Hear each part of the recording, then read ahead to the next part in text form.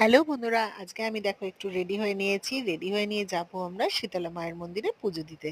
তো এখানে দেখো বাড়িতে সমস্ত কিছু গুছিয়ে নিয়েছি। পাখা, আলতা, সিঁদুর, মিষ্টি, মায়ের ওড়না, ফল, মোমবাতি, ধূপকাঠি এবং ডাবের জল সবকিছু নিয়ে আমরা চলে এসেছি আমি এবং আমার শাশুড়ি মা শীতলা মায়ের মন্দিরে পুজো দিতে। তো আজকে আমাদের পারিবারিক পুজো ছিল। দেখো মাকে কিন্তু ভীষণ সুন্দর দেখতে। তো আমি এবং আমার শাশুড়ি মা যখন এসে পৌঁছেছি তখন অলরেডি একজন পুজো করছিল।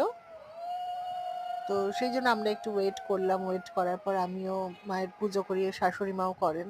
দেখো মাকে কি সুন্দর দেখতে, তাই না? মায়ের মুখখানা কিন্তু ভীষণ সুন্দর এবং যখন আমি ওড়নাটা পরিয়েছি মাকে কিন্তু একদম বাচ্চা মেয়ের মতো লাগছিল।